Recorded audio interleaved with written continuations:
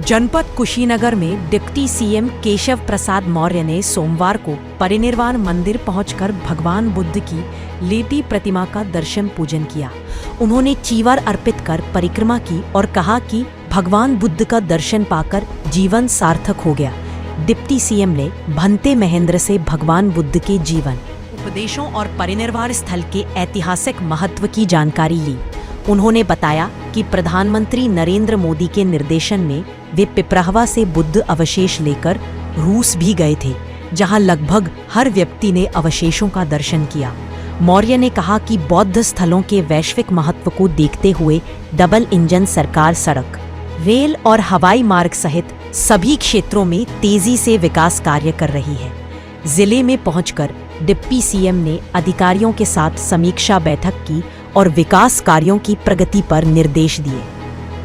Kushinagar deputy CM Keshav Prasad Maurya पहुंचे। यहां उन्होंने महापरिनिर्वाण स्थली पहुंचकर तथागत बुद्ध का दर्शन किया और विधिवत पूजा अर्चना भी की और भगवान बुद्ध की लेटी हुई प्रतिमा पर उन्होंने चीवर भी चढ़ाया। इस दौरान भाजपा के नेता, कार्यकर्ता व तमाम अधिकारी यहां उपस्थित रहे।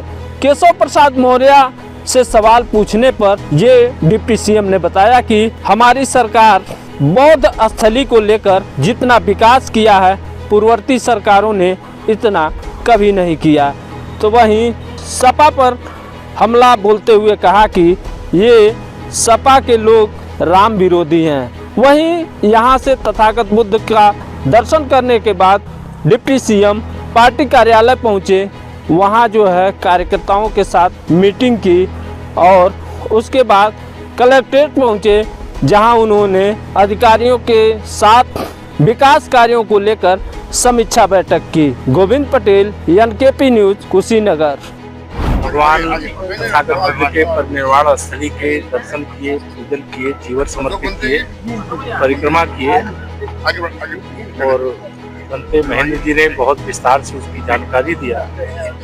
हमारे प्रभारी मंत्री और हमारे माननीय सांसद, हमारे सभी माननीय विधायकगण और सभी जनप्रतिनिधि साथ में हैं। हमारे संगठन के जो जिले के अध्यक्ष हैं और पदाधिकारी वह भी साथ में हैं। आज का दिन मैं मानूंगा कि सार्थक हो गया मेरा। और जब दर्शन इस प्रकार से मिल जाता है तो बहुत प्रेरणा, बहुत ऊर्जा, बहुत अतिरिक्त शक्ति मिलती है।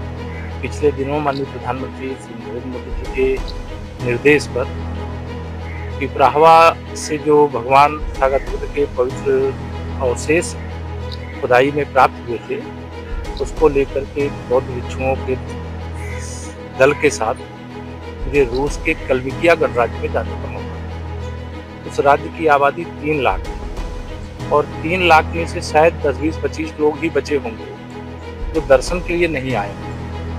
अन्यथा बाकी सब लोग भगवान तथागत बुद्ध के पवित्र अवशेष के दर्शन किए। मैं यह मानता हूँ कि कुशीनगर सहित भगवान बुद्ध से जुड़े हुए सबसे अधिक स्थान उत्तर प्रदेश में और उनके विकास के लिए डबल इंजन सरकार माननीय प्रधानमंत्री मोदी जी के नेतृत्व में, आदरणीय योगी के नेतृत्व में लगातार प्रयास कर रही है। चाहे यहाँ हवाई मार्ग, चाहे रेल मार्ग, चाहे सड़क मार्ग, सब दुरुस्त किया जा रहा है और भी जो विकास की जरूरत है वह भी हम करें। सपा के भी भारतवासी स्वागत नहीं करेगा।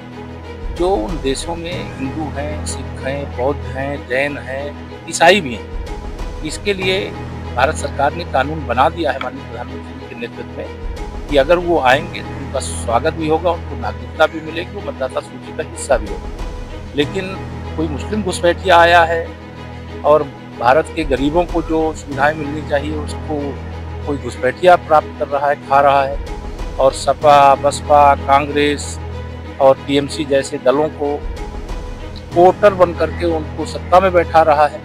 तो चुनाव आयोग तो एक तरह से SIR के माध्यम से पवित्र महायज्ञ कर रहा है। उस महायज्ञ के आधार पर मतदाता सूची का शुद्धिकरण हो जाएगा, सच्चाई सामने आ जाएगी और बूथ को लूट करके फर्जी वोटों के आधार पर चुनाव जीत करके कोई सत्ता नहीं कब्जा कर पाएगा। ये संदेश है। उनके बयानों पर प्रतिक्रिया देना मैं आवश्यक नहीं समझता हूँ। और समाजवादी पार्टी तो रामद्रोही पार्टी है और श्री रामलला के जन्मभूमि पर जो भव्य मंदिर बना है, जहाँ तक ध्वजा फहराने का कार्यक्रम कल संपन्न होगा माननीय प्रधानमंत्री जी के द्वारा।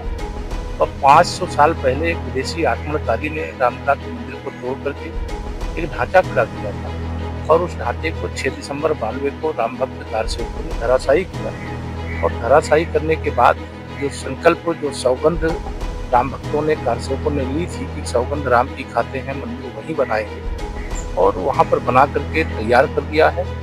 अब इस प्रकार के बयान देने वाले केवल मीडिया में स्पेस पाना चाहते हैं। आप सब मित्र भी उनके बयान को कोट करके सवाल भी पूछते हैं, लेकिन आज पूरा देश गौरवान्वित है क्योंकि श्री राम मंदिर केवल श्री राम मंदिर नहीं, राष्ट्र मंदिर भी है, क्योंकि राष्ट्रीय एकता का प्रतीक है।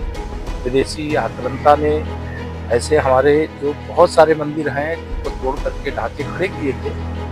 सोमनाथ के मंदिर को तोड़ा, लेकिन सरदार पटेल जी की 150वीं जयंती है, उनको नमन करते हुए मैं कह सकता हूँ कि आज़ादी के बाद अगर सरदार पटेल जी देश के पहले प्रधानमंत्री होते, जैसे भगवान सोमनाथ का मंदिर बन गया था, वैसे अयोध्या, मथुरा, काशी की समस्या समाप्त हो गई होती।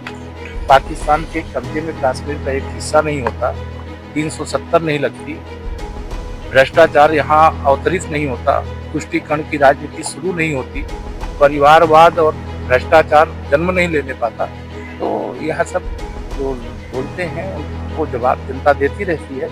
और अभी बिहार में जवाब इनको मिल गया है, पहले हरियाणा, महाराष्ट्र, दिल्ली प्रदेश में जवाब मिला, अभी बिहार में मिला है, आने वाले समय में पश्चिम बंगाल में मिलेगा, फिर उत्तर प्रदेश में, फिर 2027 में 2017 दोहराएंगे। देश विदेश की तमाम खबरों के लिए सब्सक्राइब करें NKP न्यूज। जीत सच की।